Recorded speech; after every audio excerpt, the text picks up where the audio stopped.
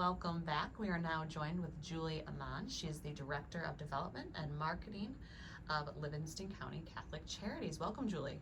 Hi, thanks for having me on today. Absolutely. So before we get started, I know you're here to talk about Fantasy of Lights, which is really exciting. So, but before we dive into that, I just want to give you a quick opportunity to share a little bit about yourself and your role at Catholic Charities. Okay, I just celebrated my 20th anniversary at Catholic Charities.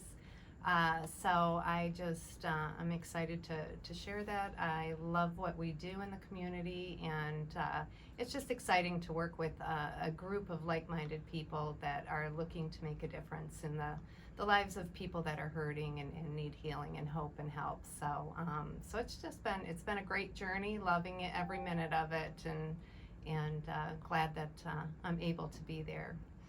Absolutely. Congratulations on your 20 years. Now, I believe we had Mark, the executive director, in not too long ago, and he was also celebrating a long-term anniversary with the organization. I can't remember exactly how long, but I think that speaks volumes to the type of organization you are when you show such longevity and tenure within. So that's a really exciting. Congratulations. Well, thank you. I appreciate it. So what led you to work there? Actually, it was funny when we moved out here. I had two little children, and I wanted to be a stay-at-home mom. However, I still wanted to keep my finger or my feet or pulse or whatever the saying is in the workforce. And Catholic Charities had a nighttime receptionist position. So it was perfect. I could be home during the day and then go to work in the evening. My husband could work during the day and be home with the kids. So we didn't have to worry about daycare or anything like that. And just as I had been working there, positions opened up that fit within my background, and so I moved in slowly throughout the years into the marketing and development, and we really didn't have much of a marketing program way back then. Mm-hmm. And so it's been fun to grow that, and with development, it was just a natural position to slide in. So we merged the two, and it's been a great journey. Awesome. That's really, really fun. I love hearing that path of development for career. That's Right. amazing. And sometimes it's kind of like, oh man, this feels like a happy accident, but truly, it was meant to be. So Right, yeah, because it by no means had I been thinking long term, and it was a stepping stone, and the way it's evolved, it's such a family friendly place to work. I love it. I could attend my children's activities, and so it just was a great fit all around. So are you full time now? Yep, I've been full time for a number of years now, and so both kids are grown and off doing their own things. So it allowed me to really focus back on my career and some of my hobbies and interests too. That's been kind of fun, discovering who I am and what I want to do. So that's fantastic. I love it. So I know that you're involved significantly with the Fantasy of Lights, and we really appreciate that. But what can you tell us about the Fantasy of Lights Committee? It is a very diverse and energetic committee. It's wonderful. It's made up of local business owners, the local police, fire, Howell Library. It's just residents. It's just a very diverse group and very passionate and energetic. Who doesn't love Christmas? We have so much fun just planning for this exciting event. So absolutely, yeah. No, the committee is wonderful, and it's I think really refreshing right now to see the committee meeting again and planning this event, because there's a lot of energy and excitement around it, and like you said, who doesn't love Christmas? So we're excited about this year, and I know that the committee is really amped up as well. So we're needed. We need the help. So right. I'm glad that they have energy. How long have you been involved in the committee? I think I've been on there about 4 or 5 years. Okay. So I ran into one of the founding members, Pam, and I'll probably mispronounce her name, right? And we just hit it off, and then I got a call from the chamber shortly after that asking me if I wanted to be a judge. And boy, what a fun, who could say no to that? I mean, that's just, such an exciting part of it. Although I went into it all glassy-eyed thinking how easy it would be. And I Right. tell you what, with about 40, 45 or more floats out there, that's a tough job. Yes, I could only imagine. I know. Actually, funny story. When I first came to Howell, I was asked to judge a car show, and it was, I think, a Salvation Army fundraiser, and it was before it even started. And I'm like, well, this sounds like fun, but I have no idea how we're gonna even start. And there were hundreds of cars, so just getting around to look at each one of them, it is an undertaking. So, Yeah. and then really, really challenging to make those judgments, I guess. So Tough choices. it is, which is a good problem, right? Right, exactly. So I know you said Pam came to you and approached you, but really, what brought you back each year? The long-standing family tradition, I remember when we first moved out here and the kids were little and we would attend the parade with them.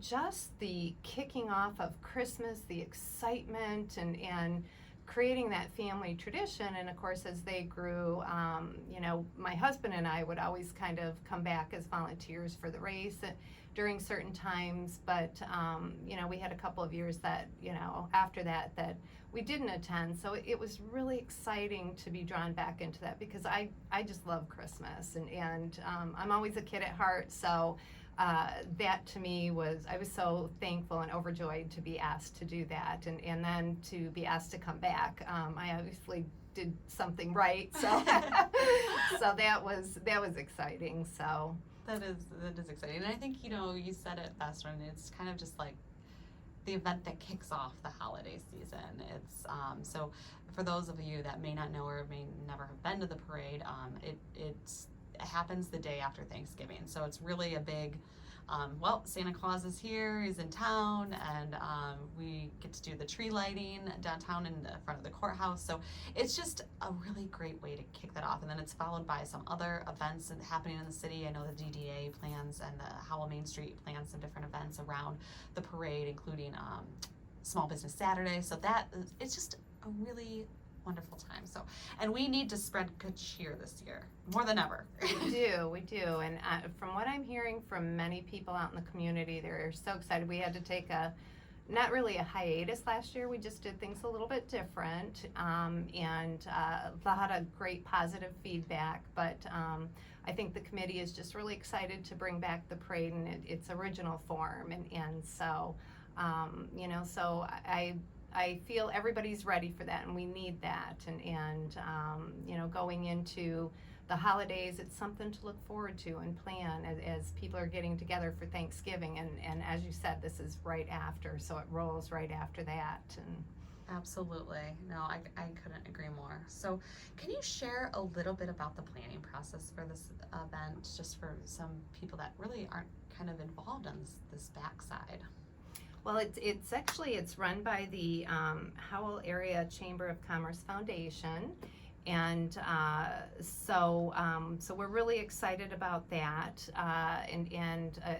About July, I think, is usually when we kick off the planning meetings and call the team together and look for new members.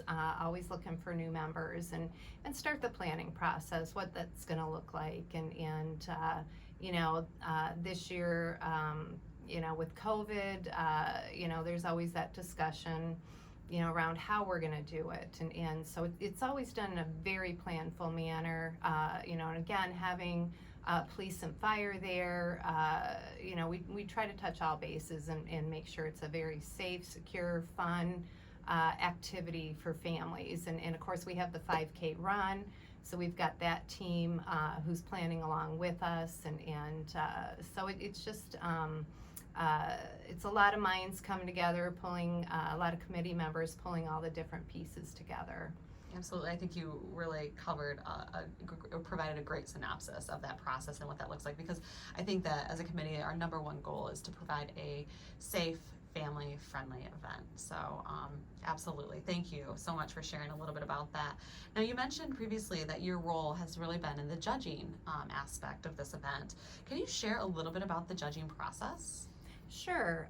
We have a team of 3 to 4 members, and last year, or the last several years, it was Representative Hank Bapal and Pam, who was the founder, Patty Hansen, and myself. And this year we've got Bob Bazat, who is joining the team, and we'll get together about an hour before, and we look at all the floats. We take one look at them just to check out the landscape and knowing the categories that we have to judge for. And then after we've looked at all of them, then we'll go back a second time and start deciding on which one will be the overall winner for the different categories. And we've got some really cool, fun categories like the Razzle Dazzle Award, Spirit of Christmas, Most Unique, First Timers Award. So we've got a variety that we'll choose from. So like I said, it's a very tough decision to make, and we're... And that happens on site, right? Yes. Right before the parade starts, correct? Yes. And Yes. so then they get to walk with their banners down the parade route and... Right. Okay. Right. And then of course our the chamber shares that as a press release who won, and I believe a lot of the media is there taking pictures of the different floats with the banners, and so it's a great time, very festive, and if we get a little snow, I know not everybody's a fan of snow, but that's even more fun.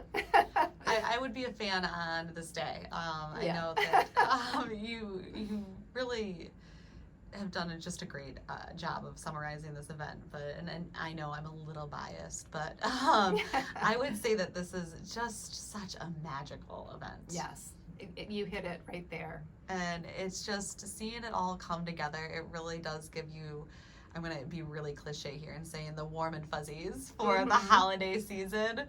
Yeah. So no, we can't express how much we appreciate your commitment to the event and the committee themselves, along with our sponsors and even those in our community that come out year after year, braving the weather, whatever the conditions may be, to support this event. And of course, our float entries. Yes. We wouldn't be able to do this without them. So, how can somebody get involved? Are we still taking float entries? What does that look like? Any other information you can share? If you go to the Howell Chamber's website, and I believe it's howell.org, and if you click under the events tab, there's a Fantasy of Lights link, and that will bring up all the information, and I believe the link for the, if you would like to be a float participant, we would love to have you. Whether you're returning or new time or first time float entrant.